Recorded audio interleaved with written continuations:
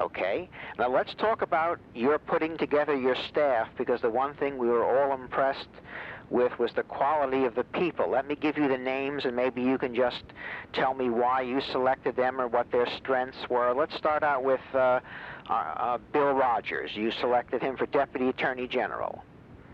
Well, let me say first that the important thing was that President Eisenhower allowed me to select my own assistants, which doesn't always happen.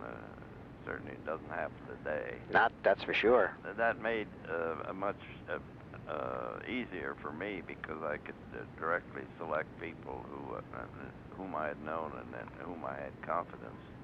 Now, Rogers had been an assistant to Governor Dewey when he was district attorney here in New York, and so I knew he was a tested trial lawyer, and I knew him personally, so that gave me confidence, that someone I could rely upon. All right. Now let's talk about Warren Burger. Why did you select him as head of the Civil Division?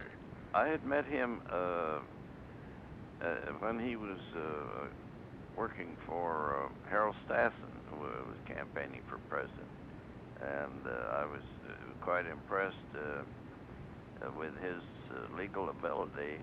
He was one of those who helped to pass the Fair Play Amendment at the convention, which nominated Eisenhower. So I had seen him act as a trial lawyer, really, in the hearings there at the convention, and then I investigated and found he was a leading trial lawyer in St. Paul. Yes. How do you think, Mr. Brownell, history will judge his Chief Justiceship? He was Chief Justice for almost 20 years. Where would you put him historically in terms of the court? I realize he differed from Earl Warren politically, but how would you assess his tenure on the court? Well, he was more conservative than Earl Warren, and I would call him a middle-of-the-roader. Yes.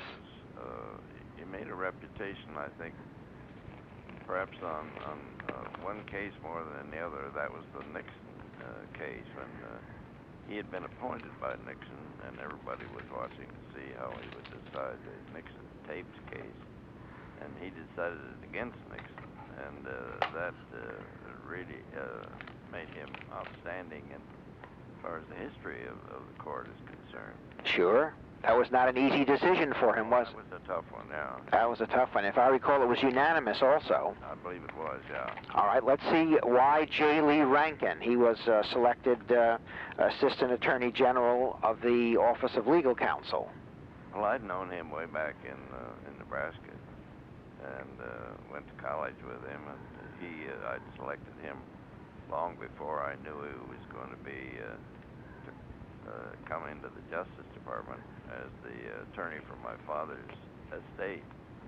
So I knew him personally, and I realized the quality of his legal practice.